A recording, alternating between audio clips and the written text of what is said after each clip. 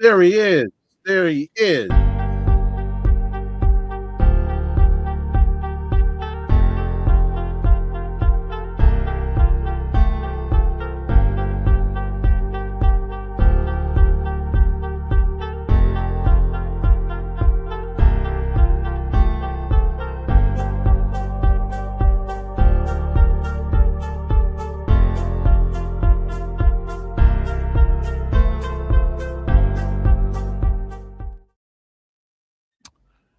You know, it was reported. Oh, I'm sorry. Good morning, by the way. I hope all are well and welcome to the show. It was reported 4 days ago that Israel and Hezbollah had reached a ceasefire agreement. This while, according to the Associated Press, just yesterday, Israeli jets launched an airstrike over a southern Lebanese border village, while troops shelled other border towns and villages still under Israeli control. What's really going on here? Let's connect some dots.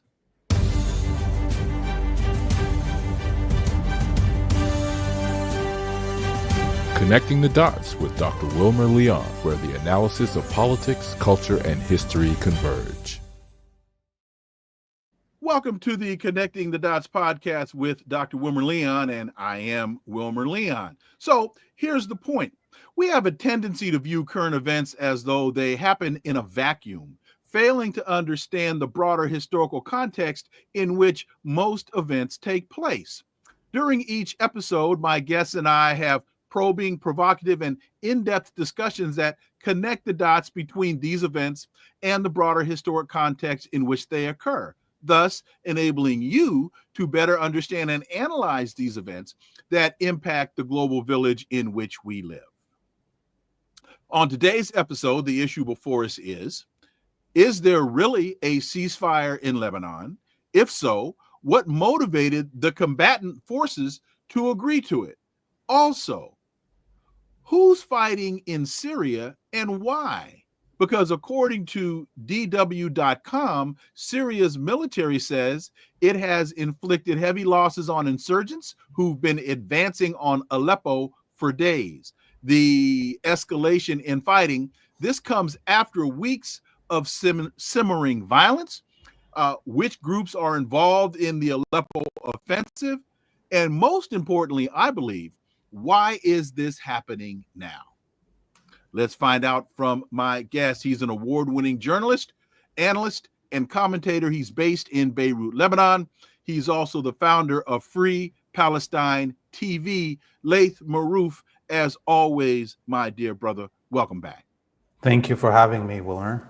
So first of all, let's deal with Free Palestine TV, because I know, I believe anyway, that you have been deplatformed in a couple of on a couple of platforms. So let people know what's going on right now with Free Palestine TV and how they can help you.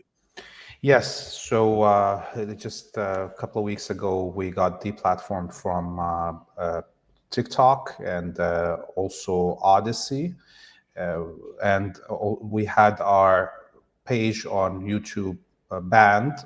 We appealed the ban on YouTube and we got our page back, but at the same time, they blocked us from posting for 10 days.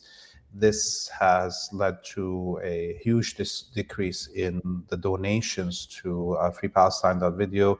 We are totally dependent on donations from viewers. We are currently producing 320 original video content a month, including reports from the ground in Palestine, in the West Bank, in Jordan, in Lebanon. We're employing 20 youth to produce those videos and translate the operational videos. And we have a lot of very original content like Prisoners of War, weekly show that interviews former Palestinian prisoners, and Wartime Cafe that interviews personalities here in Lebanon about the latest political issues.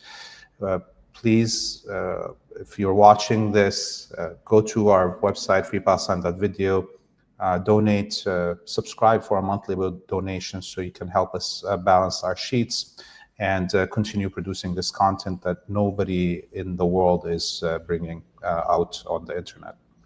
And again, that's freepalestine.video. Go to freepalestine.video. This is invaluable. It is the work that you all are doing is invaluable. You just mentioned something before we get to this discussion about a ceasefire. You just mentioned something that's stimulated a question, and that is you're interviewing former Palestinian prisoners. And of course, since the 7th of October, there's been a whole lot of discussion about hostages.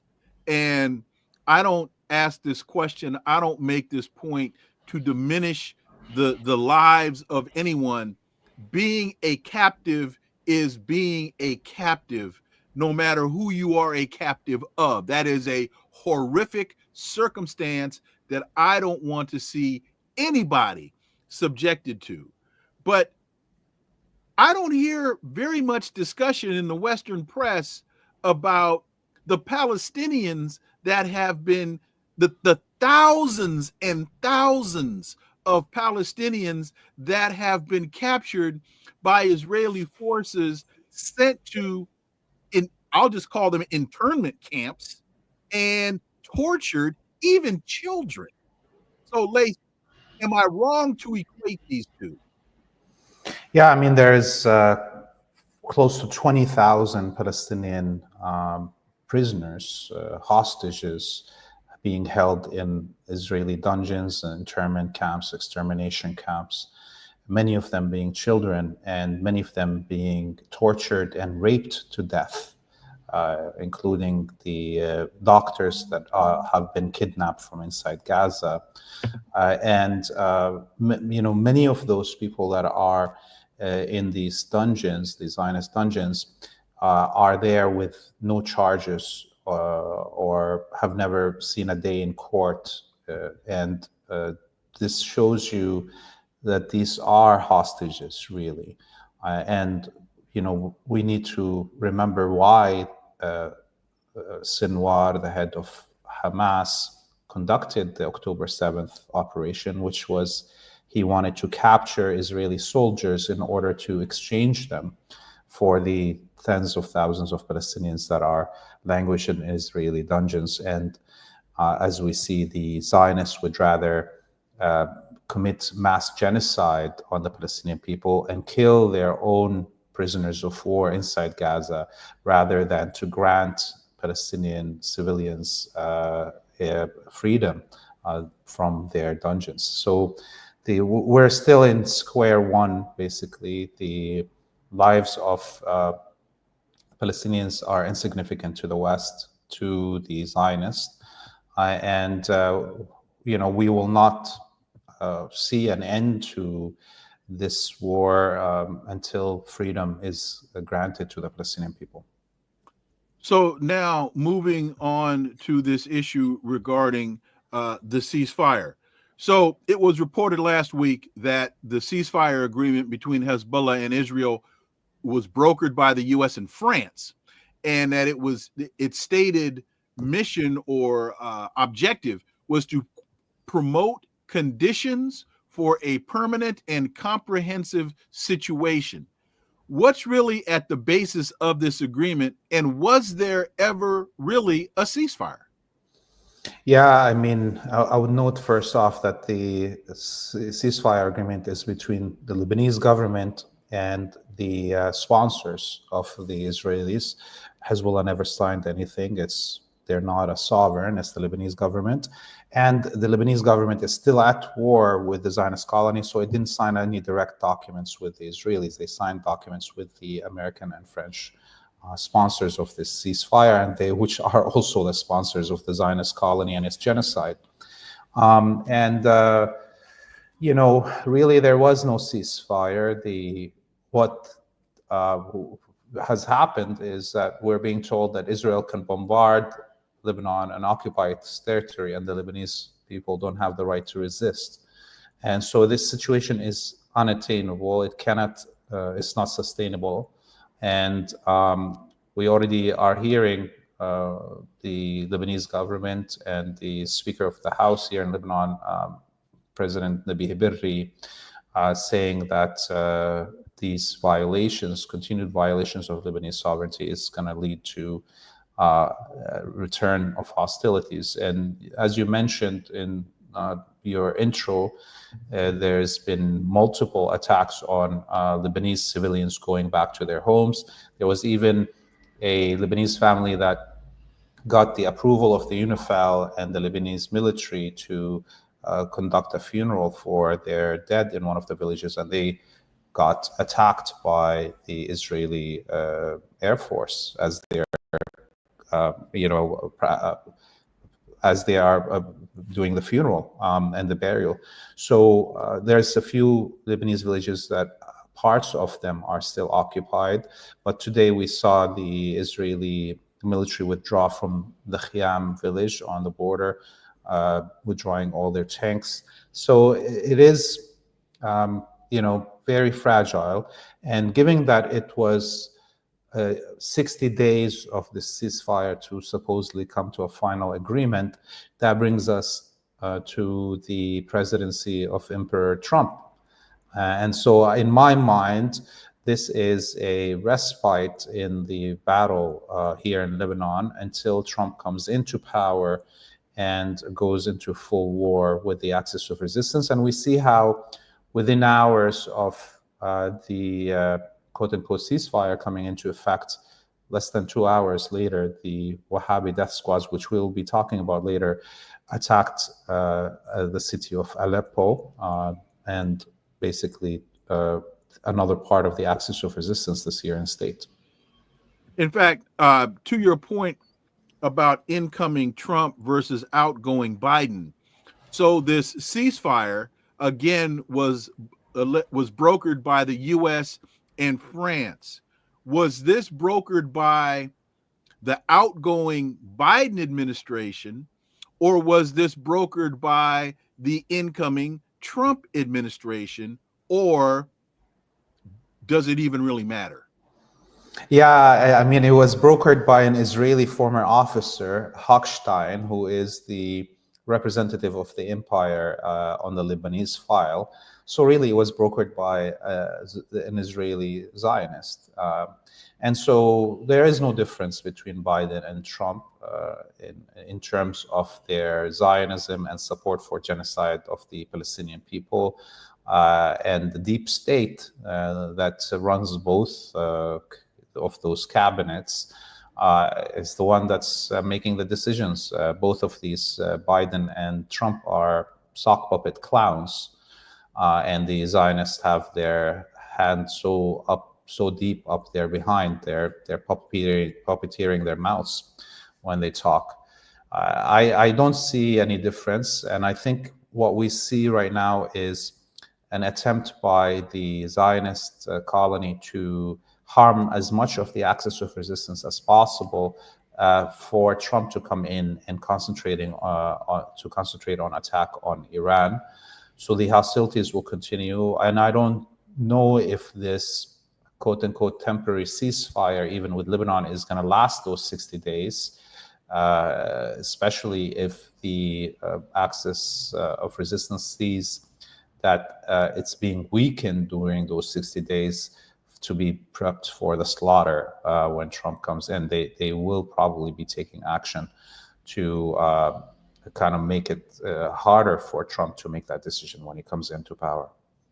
Mondo Weiss has a story on this issue. This is a bit of a long read, but I think it's relevant. So, folks, well, before I do that, let me say, please, to those of you that were not with us at the beginning of the show, you can see on the bottom, freepalestine.video, the work that Laith is doing with freepalestine.video is being deplatformed by a number of entities such as TikTok and others, and they're also being demonetized. So it's very, very important that those of you that are watching this program, if you can, go to freepalestine.video Video and make a contribution to support these efforts, because there are obviously a number of forces that do not want this accurate information to be disseminated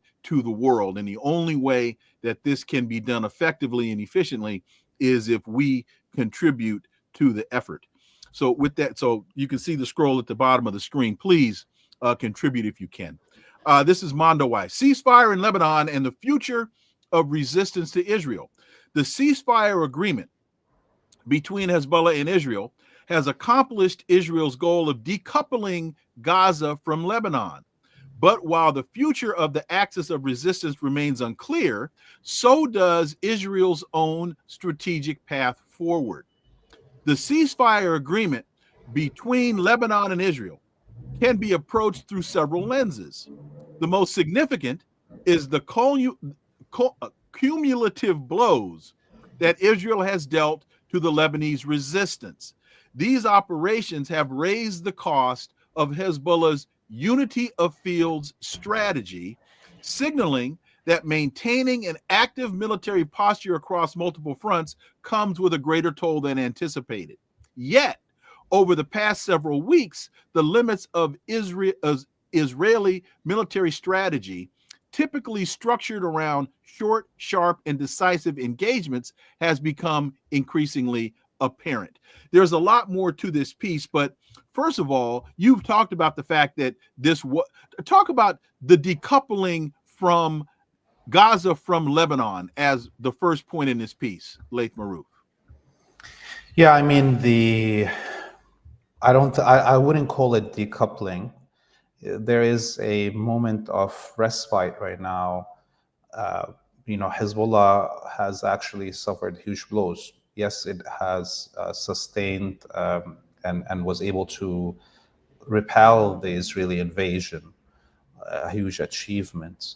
But this came at a huge cost. Much of Hezbollah's military leadership was assassinated, as well as the Secretary General, Sayyid Hassan Nasrallah. And the organization has new persons in all the junctures of control in the hierarchy. And these individuals need to familiarize themselves with each other and the rest of the organization and figure out what is there for them to work with in terms of weapons and capabilities. And so, we can take this idea that Hezbollah is somehow, stopping its support of the Palestinian people, but that's not logical given how much sacrifice Hezbollah has given. And, Lebanon is a very small country. It's 4 million people. It's half of the population of the Zionist colony. And it has carried the brunt of the attacks by the Zionist colony and the empire, and has sacrificed tremendously. And so, for Hezbollah to take a break, at least right now, to reorganize itself and rearm itself, knowing that this is going to be back into a full war, that is understandable. What's not understandable is the cowardice of the Western populace, who are all, vast majority of the populace in the US, Europe, and Canada, and what have you, are against the genocide and against the participation of their governments in the arming of the Zionist colony. But they're sitting and watching in full cowardice and silence. If the populace in the West has taken their responsibility, more seriously, and have taken direct action to stop their elite from committing this genocide in Gaza, we would be in a different place.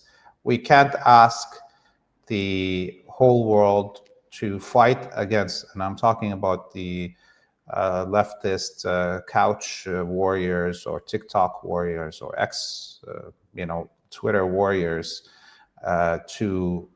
for them to ask the Palestinians and the axis of resistance to die fighting the empire while they're doing nothing.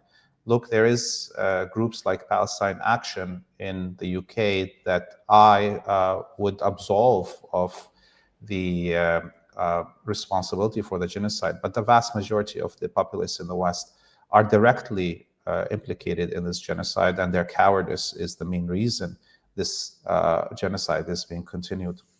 Sherry, thank you so much for that $20 super sticker. Greatly, Sherry, thank you. Greatly appreciate that. Sherry also writes, is there a possibility one may change their mind when true perception enters? If not, one may stay insane. Free Palestine, free Lebanon, free Syria and Africa and Haiti. Sherry, thank you. Thank you for that. Zita says one administration, Republican plus Democrat equals Western hegemony sponsored by the crown. Well said. Charles says, hey, Brother Laith, we know most Americans are idiots and do not know where Gaza is on the map. Reports from Press TV says over 10,000 Shia, once again from Iraq, have crossed into Syria to finish off. We're going to get to that. We're going to get to that in just a moment. In fact, let me see here. Let me do this. Well, let's get to that right now. Let's shift gears to Syria. And this is interesting to me because the AP reports the 13-year civil war in Syria has roared back into prominence with a surprise rebel offensive that captured Aleppo, one of Syria's largest cities and an ancient hub of Middle East culture and commerce. The push is the rebels' strongest in years in a war whose destabilizing effects have rippled far beyond the country's borders. That's one assessment. Al-Mayadeen reports terrorists in Syria using U.S. technology help from, wait for it, Kiev with UAVs.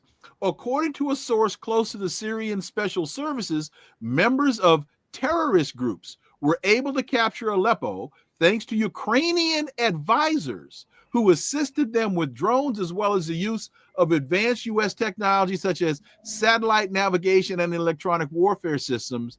The source told RIA Novosti that the terrorists have no experience with such technology, and it, quote, would not have been possible to master it without advisors from Ukraine, the Islamic Party of Turkestan, and Syrian officers. Let's connect some dots here, Laith Marouf. Yeah, I mean, 2 months ago, there was a meeting of the Ukrainian intelligence, the French intelligence, and the Israeli intelligence with the Wahhabi death squads, what some are calling rebels, at a border crossing in Bab al-Hawa between Turkey and Syria, with the, of course, tacit support of the Turkish regime. And in that meeting, they planned what we see happening today. The Ukrainians handed over drones. We call them Ukrainian drones, but they're really Turkish drones that are built in Ukraine under license. And we see right now the terrorists using American APCs, Bradleys, and Humvees, and having ATGMs from the US and France and others targeting the Syrian military. And so these are rearmed and death squads that were almost defeated a few years ago, and now have all this access to technology. And this attack on Syria happened less than 2 hours after the ceasefire, quote unquote, came into effect in Lebanon. And we saw multiple messages by these Wahhabi death squads on the internet directed towards the Israeli public and the Israeli government, saying that they are safe, meaning Israel will not be attacked by these Wahhabi death squads.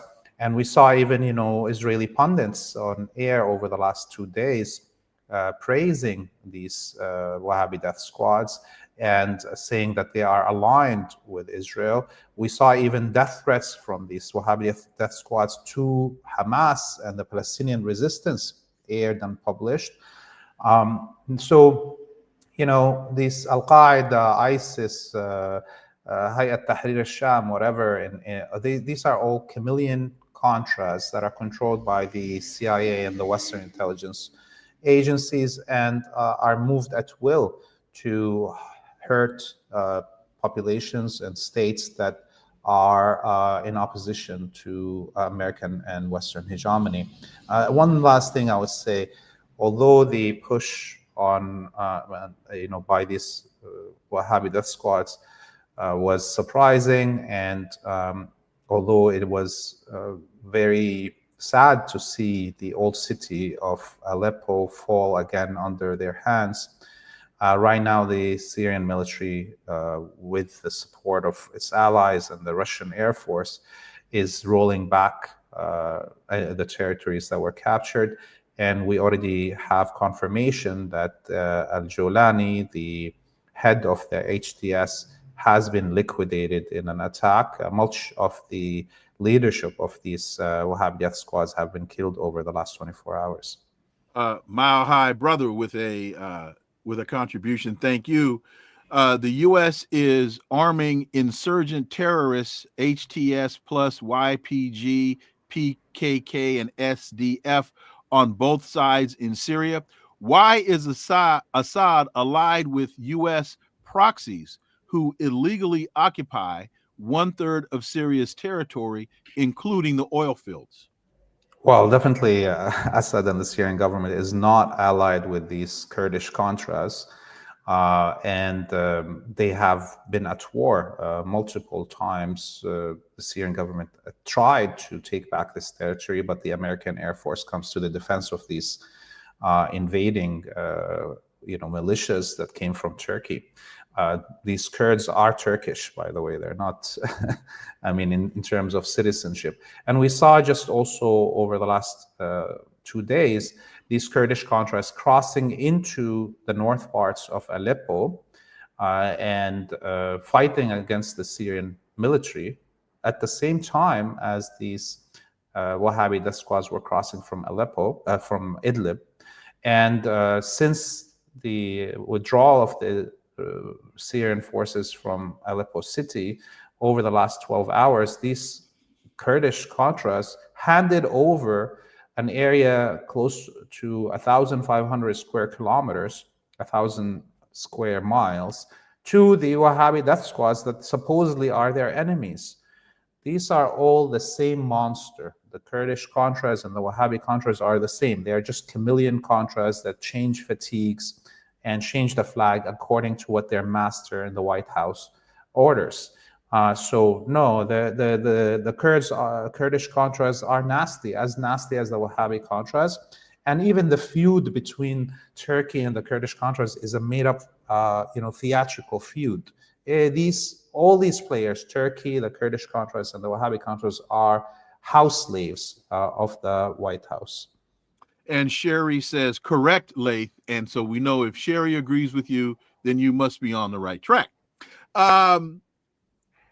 Erdogan, he makes a lot of statements. It was maybe a month or 2 months ago. He comes out and talks about forces from Turkey may need to go into Gaza to support the Palestinians. And your response there, he's always playing or trying to play both sides against the middle. And he's always working in what he perceives to be, I won't even say the best interest of Turkey, but the best interest of Erdogan. Speak to that, Laith Marouf. Yeah, so look, since we're children, people tell you, don't believe what people say, believe what they do, and so when we're adults and we're trying to analyze world events, we can't take people for their words. We have to look at their actions. And the actions of Erdogan and the Turkish state have been clear, direct support for the Zionist colony since the beginning of the genocide in Gaza. Without the deliveries of oil products through Turkey, the Azerbaijani oil and gas, and the looted oil and gas of Syria and Iraq that the Kurds are smuggling through Turkey to Israel, the Israeli military wouldn't have had oil products to run its war machine. Without the constant shipping of diapers, by the way, for the Israeli soldiers from Turkey, these Israeli soldiers would have been soiling their pants without diapers. This is as simple as it is. So no, Turkey is a vassal of the West.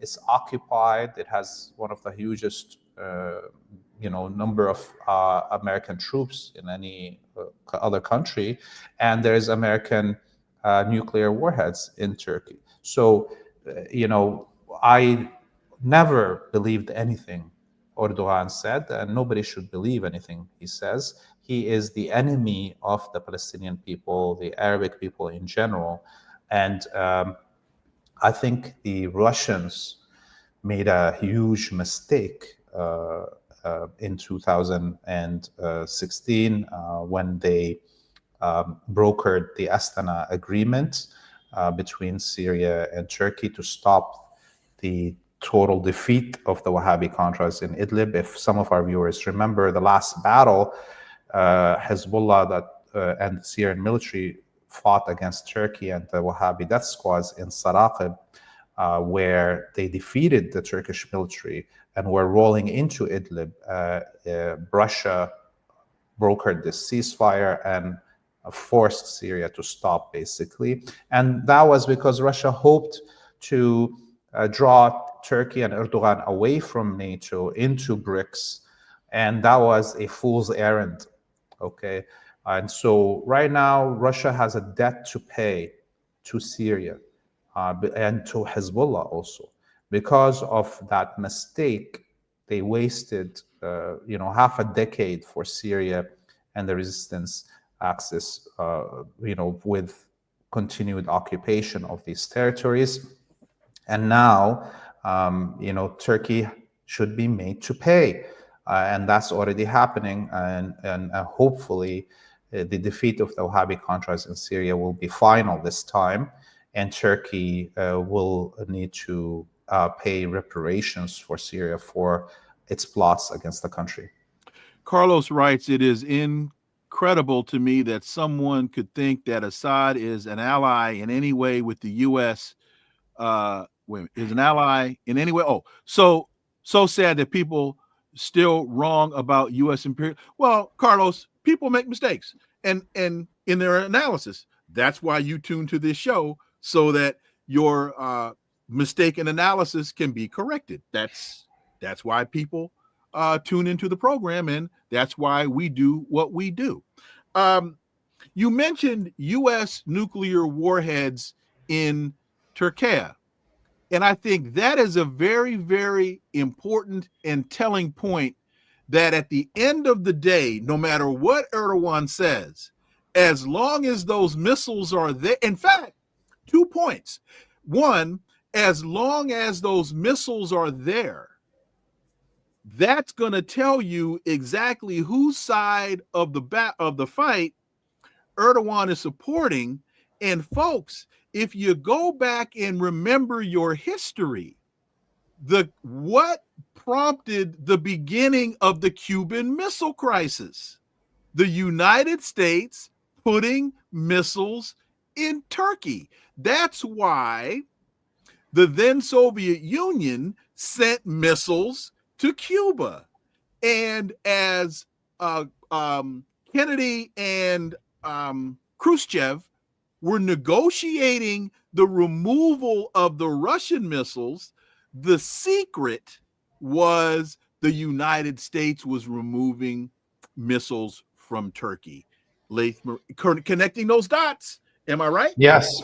And after this, the fall of the Soviet Union, those missiles returned. Okay, so to Turkey. So this is a country that has no sovereignty, Turkey. And this is a country that has been responsible for the genocide of the Armenian peoples, the genocide of the Assyrian and Arabic people and Greek peoples that were living in the south parts of what is now Turkey. And of course, even those Kurdish Contras, they participated in those genocides in the turn of the century. They were the principal committers of the genocide against the Armenian, Assyrian, and Arabic peoples.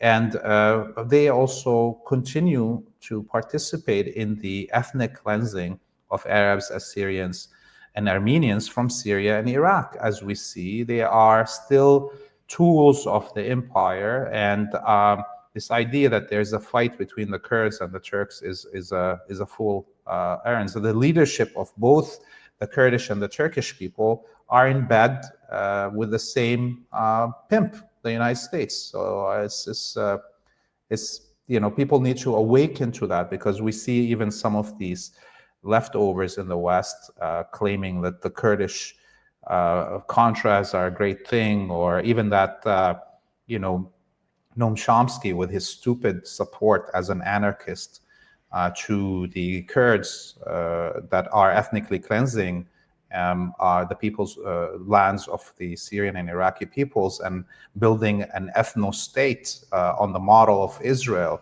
Even that guru of leftism in the West is not only dumb to do such a thing, but is participating in the hate against Arabs in general by fooling people with this idea of Kurdish sovereignty, and is making it harder for people to see the truth. And Ramplinence, please forgive me, I'm butchering that, but I got to figure that out at some point. Says, but I thought Zelensky didn't have any more weapons or personnel to fight for Ukraine.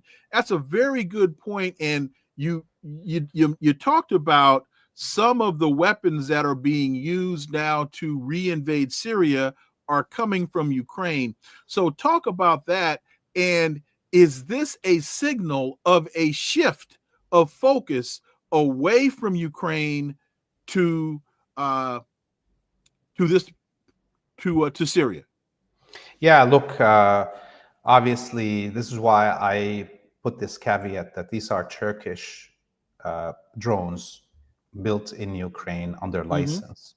Mm-hmm. The other thing is that clearly the original plan for the United States, the American New Century that Bush started with, was the idea that you're going to destroy the axis of resistance, any sovereign republics that escaped colonialism after World War II. That includes, of course, Libya and Yemen and Venezuela and what have you, before they can target Russia and China. They wanted to take every other small player on the playing field out of the picture before going heads on with Russia and or China.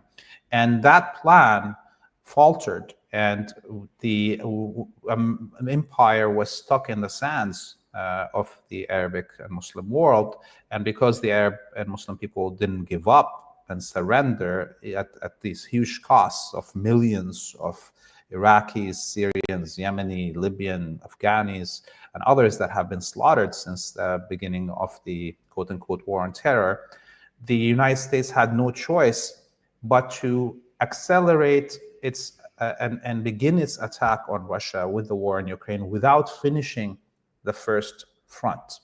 And as we see, that only overstretched the US and the empire as a whole and weakened them and gave more time even for China to build up. So what we see right now is a refocus of the American plan to go back to try to finish the job with the axis of the resistance specifically before going back to Ukraine. This doesn't mean that they're going to suddenly stop the war in Ukraine, but it's clear that they are refocusing their resources and their attention on taking out the axis of resistance.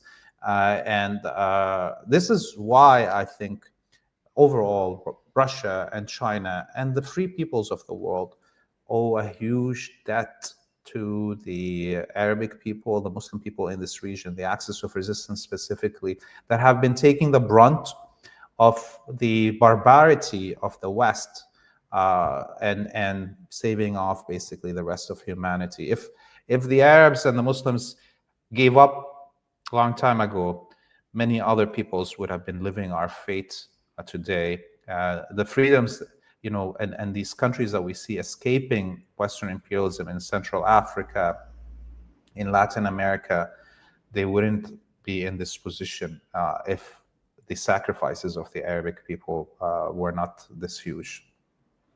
And again, folks, please, looking at the scroll at the bottom, watch Laith's show Wartime Cafe on Free Palestine TV, freepalestine.video, freepalestine.video.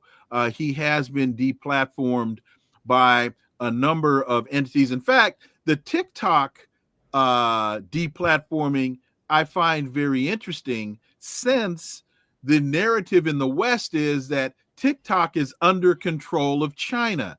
Their deplatforming you tells me that there is a firewall between the interests of the Chinese government and TikTok, as TikTok exists in the West. Is that a dot that needs to be connected?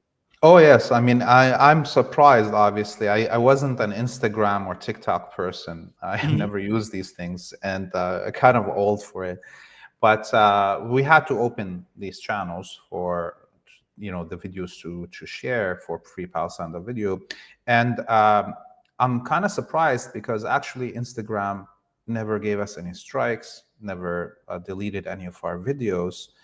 And at the same time, it's TikTok that is giving us a violation every week, almost every 3 days, and closed 3 channels up until now. We keep on reopening it, and what I understand from the situation is that Dion, the company that owns TikTok, what it decided is that it put all these Western-oriented people in control of TikTok outside China, and are following whatever dictates that the Zionists and the imperialists want, specifically on the file of Palestine.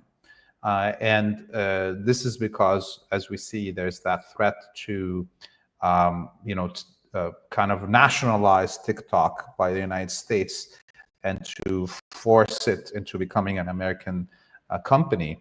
But when you go and look at the Chinese version, Dion, it's amazing the difference. Number one, there's a huge pro-Palestine content space in the Chinese version, and the Chinese public is overwhelmingly pro-Palestinian, and there is no censorship of the issue of Palestine on the Chinese version. I just don't know if I can afford hiring somebody to start producing or translating the videos that we're making and posting them on the Chinese version, because it would be great to have the Chinese audience also joining at the discussion and helping and donating. Tori says, I'm sorry your most essential journalism is being targeted. It is, and not only is our journalism being targeted, we are being targeted individually as well. But that's the risk we and I'm not, and if this is hyperbole, please correct me, but those are the decisions that we make, and that's the risk we run to do what we do.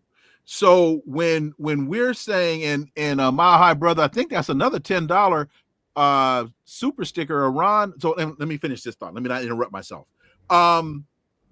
That's what we do. And as Hiram Roth said in The Godfather or Godfather 2, this is the life we've chosen. And so it is what it is, but we can't do this without the support of the audience because we are up against an incredibly well-financed, incredibly well-supported narrative that we are providing the counter to. And so it's expensive monetarily, and it comes at personal risk. Yes, yes, and so you don't take the choice to fight for justice lightly. You have to know that it's going to come with a price. Liberty is not given; it's taken. And from day one, with Free Palestine TV, we came under direct threat. We had the goons of the Palestinian Authority here in Lebanon, the Fatah people, raise guns on us and destroy our studios last November and steal our equipment. We lost $22,000 of equipment that day.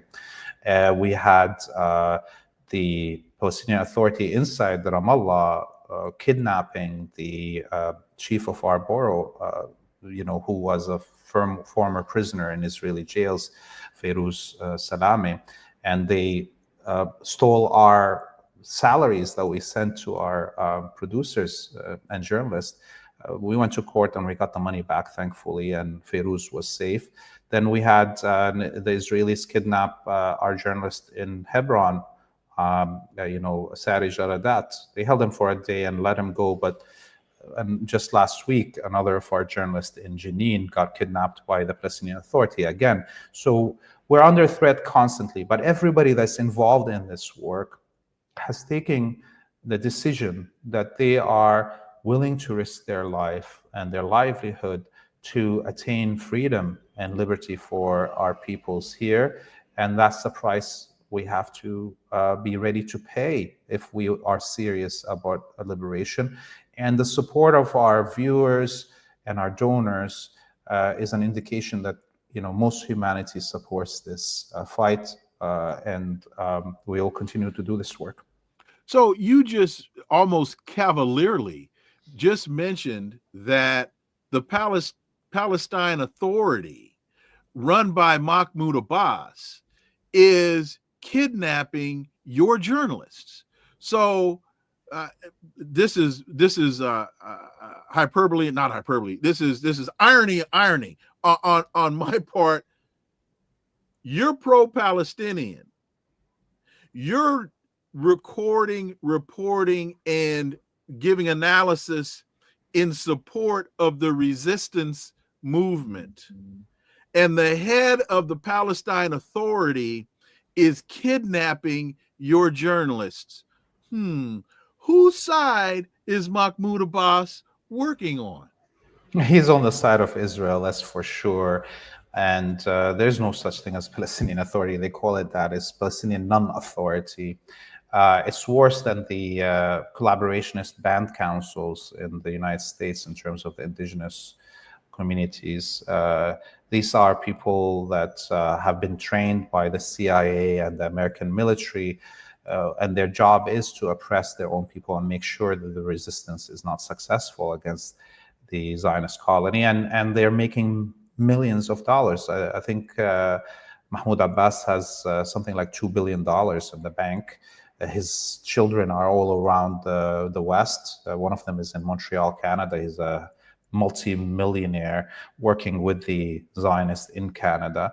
So this is a collaborationist government. This is like the Vichy regime during the Nazi occupation. So getting back to that super sticker from Mile High Brother, Iran has a large Azeri-Turkic population. What chance is there of rapprochement between Iran, Azerbaijan, and Turkey? If so, all of Central Asia and Levant would be united. Laith Marouf. Yeah, I don't think there's a way to reapproach with collaborators and house slaves. A slave rebellion doesn't only entail killing the slave owner, it also entails killing the house slaves. There's no way around that.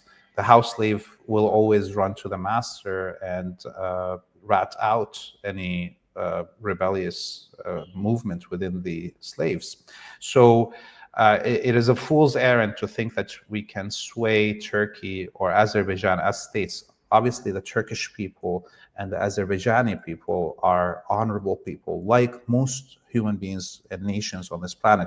Like the majority of American populace is against this genocide. There is no innate evil in the American people and or Azerbaijani or Turkey people. But in order to make the change in Turkey and or in Azerbaijan or in the Gulf states, you have to have a regime change. You have to take out the house slaves and bring sovereignty to those nations. There's no way you can bribe the United States. You can't. There's nothing you can offer to the Turkish elite that the United States and the Western Alliance can't overdo. How much money can you offer to Turkey that the U.S. can't print more than that? So it's a reality. And let me jump in there and say, history is replete with examples of what happens to leadership in foreign countries that collaborate with the United States. Once their usefulness is served, their lives seem to be cut short. I think Iraq is a perfect example of what happens to a leader once the United States has decided you are no longer useful to the interests of the U.S. Yes. But at the same time, I would say, Russia and Iran did a huge mistake by alerting Erdogan to the coup that Trump was organizing against him during the first Trump regime. They should have let him be hung in the streets and a new leadership come into Turkey that is weaker.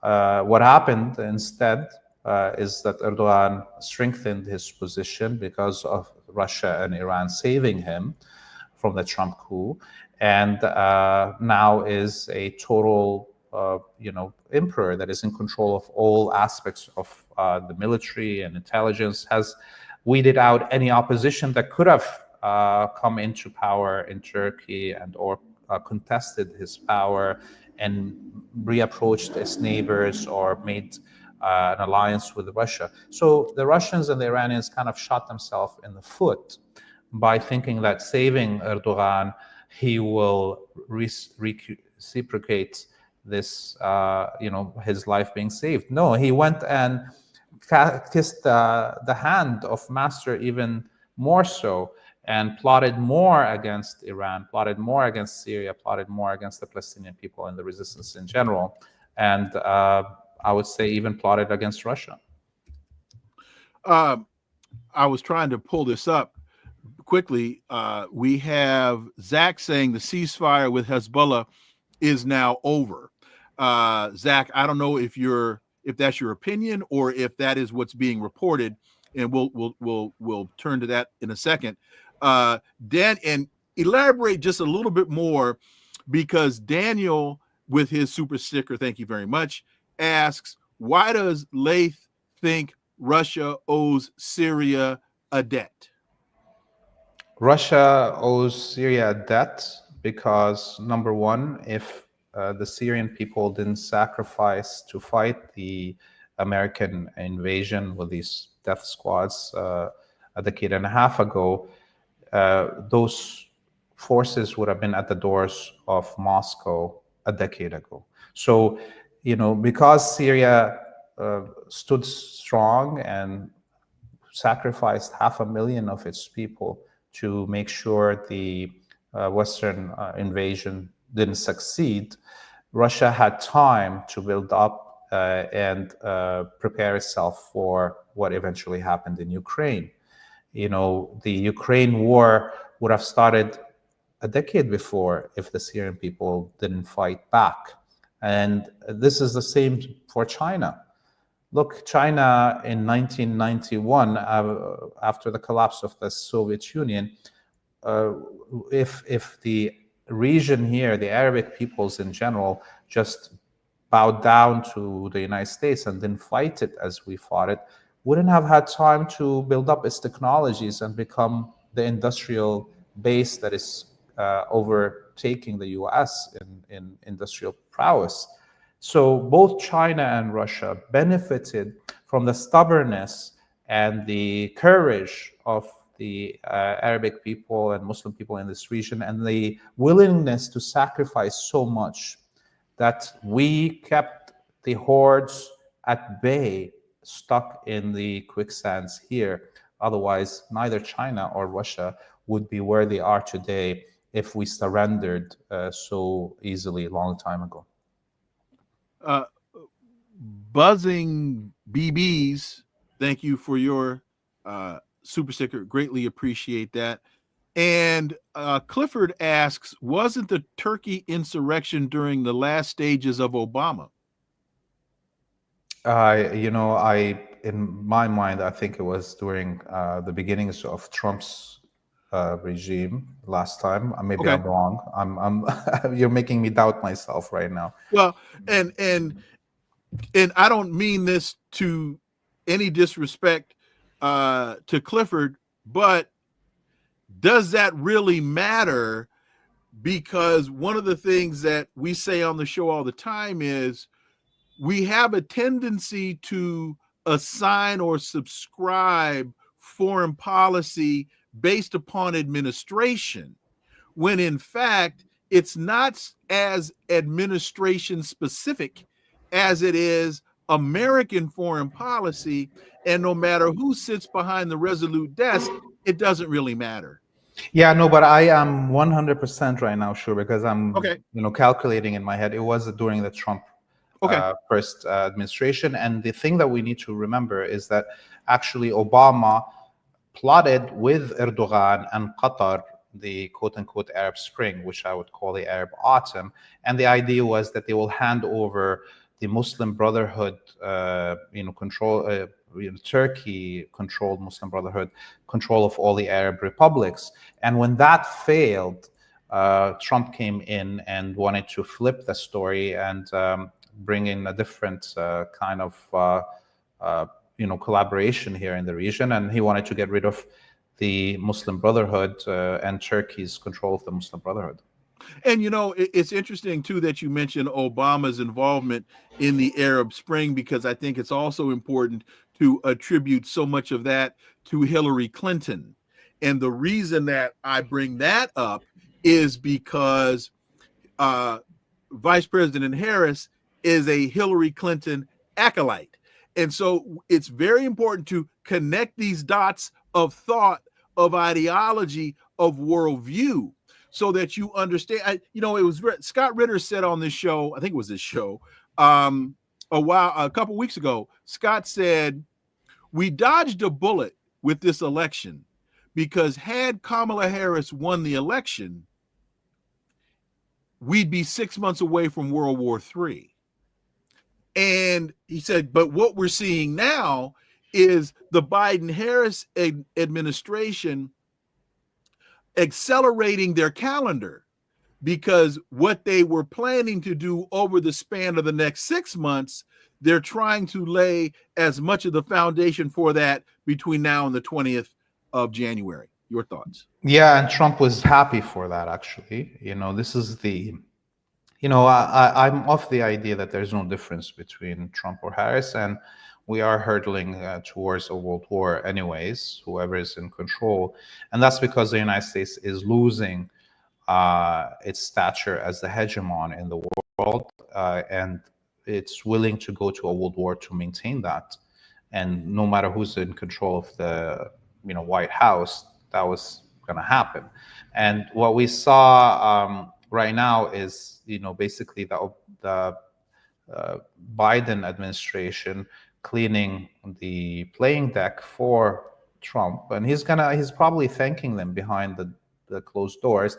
And there's an old saying, the emperor, before he leaves, he tells the new emperor coming, remember that you have the chance to blame everything that's wrong on me as I'm dying right now, This is the gift to you, and this is what is happening right now. So the Biden administration is doing as much as it can to give more playing cards to Trump to come in. Who will blame them for the mess? Who cares?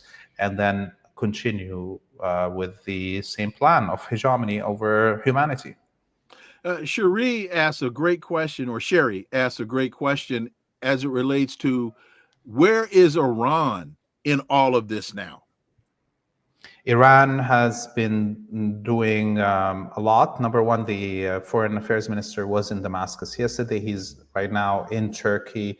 There was kind of a clash on air between the foreign affairs minister of Turkey and Iran, where the Iranians blamed Turkey for everything that's happening. And then the Turks, in this press conference, claimed they have nothing to do with what's happening and that they're against these death squads and for the sovereignty of Syria, blah, blah, blah. Again, we should never care about words that come out of the mouths of politicians. We should look at their actions. And already there is 35,000 Iraqi resistance fighters from the popular mobilization units that crossed into Syria to support the Syrian military and resistance there. And that only could happen with Iranian funding and Iranian arming. And we may see Iran use its air force and its missile force to defend Syria, as it has done defending Lebanon. So Iran is doing all it can, and I think they have a vested interest in currently, right now, defeating these Wahhabi death squads before the coming of Trump, so they don't find themselves left alone to face Trump with Syria out of the picture and Lebanon out of the picture and Iraq at the edge of collapse. Rample says Biden finally shamelessly pardoned his son. You know, as a father, if my son were facing what Hunter Biden was facing, hey, I ain't mad at Joe. The only thing that I take issue with is, Joe, you lied to us when you said you wouldn't do it. We knew you were lying, but you tried to play us for stupid. Again, I don't know of any father in their right mind that would not do the one thing that he was the only person on the planet that would, because we know Donald Trump wasn't going to do it. And that is to, so, but Joe, hey, again, as a father, if I had a chance to take care of my son, and if my son were in that circumstance, I'm not mad at Joe for that. I'm just mad at Joe for trying to play me stupid, thinking that I believed him when he said he wasn't going to do it.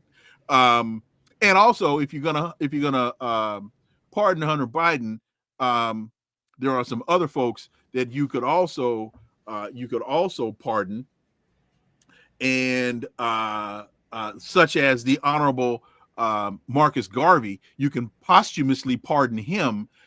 There's no skin off anybody's back for doing that. Laith, again, I want to give you the last couple of minutes here to appeal to my audience for the support that you need at freepalestine.video. Explain to my audience why this is so necessary, what is being done to you, and why the support from this audience is critical to your work. Yes, we are producing upwards of 12 reports from the ground in the West Bank, in Palestine, in Lebanon, in Jordan a day. And we're translating all the videos of the resistance operations.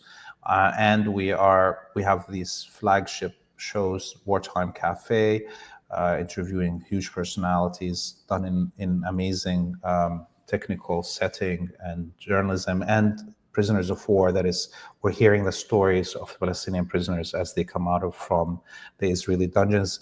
All of this content is unavailable anywhere else. We're not trying to compete with anybody. We're not doing this for competition of media space or anything. We're trying to cover the uncovered stories in all of these locations. And it's all in English, so it's reaching a wide international audience, educating people on these subjects. And we only survive on the direct donations of our viewers. We're not affiliated with any government. We've got no big donors, billionaires behind us or something. And so we really appreciate these donations. Please subscribe to a monthly subscription of $10 or more. If we have 1,000 people donating $10 a month, we would have stability in our production, cost coverage. And so please, please, please donate. And this war is not ending anytime soon. It's going to only grow. And we want to be ready to cover more and bring you more stories that are not out there and expand to other parts of the region here. Your donations will help us do that. And let me read a couple. And so where do people go? Where's the simplest place for people to go to transact this business? FreePalestine.video. We've got the donor box right there on the front page, and you can choose whatever currency you're using. You can use Stripe, PayPal, Google Pay, Apple Pay, or direct bank deposit. And you can choose the amount you want to donate and the intervals you want to donate it. One time, once a month, once a quarter, once a year, whatever you feel like. It's all available as options. Okay. I thought that was ramblance. I need to change my attitude or your choice, or I don't understand. So again, folks, on this issue of Hunter Biden, ramblance, please read up my post. I think I did. It's not the pardon, it's the lies. No one is above the law. Crown Heights, you're absolutely right. I can't debate that with you in the least. I see. Zoo is a troll. Okay. So that other comment wasn't directed towards me. Got it. And again, and Laith, help me. You're a father. So there's the theoretical, and then there's the practical. I tell my students this about public policy all the time, that you have to separate the theoretical from the practical. And theoretically, there are a lot of things that people propose. There are a lot of things that people want to do that theoretically make a lot of sense. But when you then try to apply them practically, they don't always make sense. And so this is one, I get it. No one is above the law. Hunter Biden did what Hunter Biden did. He's guilty of sin. Got it. But as his dad, if I have the opportunity to keep my son out of jail. Thankfully, you're not really his dad. Well, there we go. Well, no, if I was his dad, he wouldn't have done it in the first place. Yes, yeah, you would have ringed that ear, a long time ago. A long time ago. But again, there's just a practical thing here. How could he sit at the Thanksgiving table next Thanksgiving or Christmas or whatever it is they celebrate, and with an empty chair and go, well, I could have signed his way out and I didn't. I get it. Laith Marouf, my brother, as always, stay safe. Greatly appreciate all that you do. Folks, please go to freepalestine.video and help this effort, because we do this for you, but we cannot do this without you. Laith Marouf, my brother, thank you. Thank you. All right. So, okay. So with that, so Tori says, I've watched all of the Free Palestine stories. So heartbreaking, the prisoner ones. And that's the unfortunate reality. And Tori, thank you for that comment, because that's the unfortunate reality that is not being covered on mainstream media. Rachel Maddow isn't talking about this. Joy Reid isn't talking about this. Reverend Sharpton isn't talking about this. And these are the realities that if they were covered on mainstream, the entire narrative, the entire dynamic would shift in a heartbeat. And this conflict would come to an end within a week if American people got the real story on what's being done in their name and what's being done with their hard-earned tax dollars, this thing would come to an end in a week. Biden is leaving politics. He should do everything he can, but pardoning his son is the least he can do. Oh, Shelley, I got you. That's the least he can do unless your name is Biden. I got it. And again, I don't. Let me try to be very, very succinct here. I don't agree with it. I understand it. As a father, I understand it. And once you understand something, you can then deal with what you understand. That's the point that I'm trying to make. That's the real here. Do you read all the comments in the chat? I try my best to. Ramplants, I try my best to read all of the comments in the chat. Thank you all so much for what you're doing here. Well, I was about to tell you all what the meeting I have to go to now. I think I'll leave that for tomorrow if I'm here. I got to thank my guest Laith Marouf for joining me today. Let me do this. Let me ask my brilliant producer. Hit me up on the text, brilliant producer. Should I tell them what's in store, or do I just need this? No, that's not what I want. Do I just need to let this go until tomorrow? Hit me up, brilliant producer, and let me know very quickly. Oh, okay. So, folks, my producer says I should tell you all. As I said to Laith, as I mentioned to you all, that we do this at personal risk. I am leaving this podcast right now and on my way to a meeting with the FBI. And I have been asked to meet with them. And we're going to see what it is they want to talk about. But this is an example of when I say to you all with Laith here that we do this at great personal risk. I'm not joking. I'm not joking. Nor am I scared. This is, to me, analogous to, if you all are familiar with the book of Daniel in the Old Testament, Daniel in the lion's den. And Daniel survived the lion's den because he believed in the word. Well, Daniel's belief in the word in the lion's den is analogous to my belief in the word, which is the Constitution.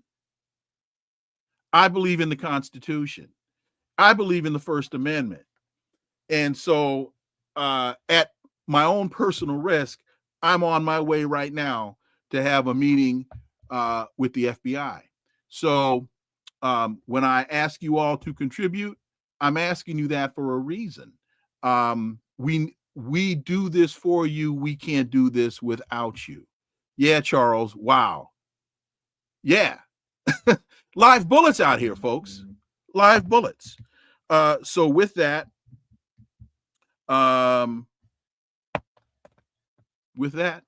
let's see where we are tomorrow. I got to thank my guest, Laith Marouf, for joining me today. Thank you all so much for listening to the Connecting the Dots podcast with me, Dr. Wilmer Leon. Stay tuned for new episodes every day. Also, please follow and subscribe, leave a review, share the show, follow us on social media. You can find all the links below in the show description. Remember that this is where the analysis of politics, culture, and history converge, because talk without analysis is just chatter, and we don't chatter on Connecting the Dots. See you all again tomorrow. I expect to. Until then, I am Dr. Wilmer Leon. Have a wonderful, wonderful day. If you're on the East Coast, stay warm because it is cold out there. Peace. I'm out.